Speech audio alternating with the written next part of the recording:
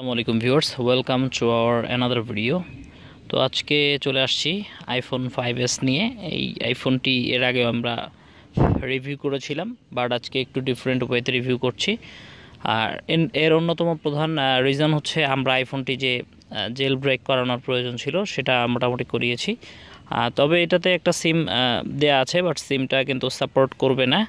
আবারও বলি, সিমটা সাপোর্ট করবে না, বাট এটার প্রপার যে অ্যাপেল আইডি এটা কিন্তু লগ ইন করে এটা আপনারা চাইলে যে কোনো সার্ভিসের দোকান অথবা কাস্টমার কেয়ার থেকে কিন্তু এটা চাইলে সার্ভিস করে দেন ইউজ করতে পারেন। তো এই ফোনটার প্রাইস সেগমেন্ট কত রাখছি সেটার ভিডিওর ইন ডিটেলস লাস্টে বলে দেব। আর এটাতে হচ্ছে মোটামুটি র্যাম হচ্ছে 1 GB, আর ইন্টারনাল স্টোরেজ হচ্ছে 16 GB 116। তবে মোটামুটি নেট পারফরমেন্স যদি বলেন, মোটামুটি বেশ ভালো নেট পারফরমেন্স পাওয়া যায় এই ফোনটির।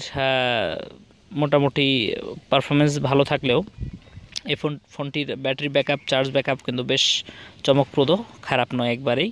তবে দ্রুতও কিন্তু চার্জ হয়ে যায় এই ফোনটি। দ্রুত বলতে মোটামুটি 35 থেকে 40 মিনিটের মধ্যে ফুল চার্জ হয়ে যায়। যারা আইফোন ইউজ করেন তারা জানেন এটার ব্যাটারিটার হেলথ বেশ ভালো আছে, অরিজিনাল ব্যাটারিটাই দেওয়া আছে সাথে।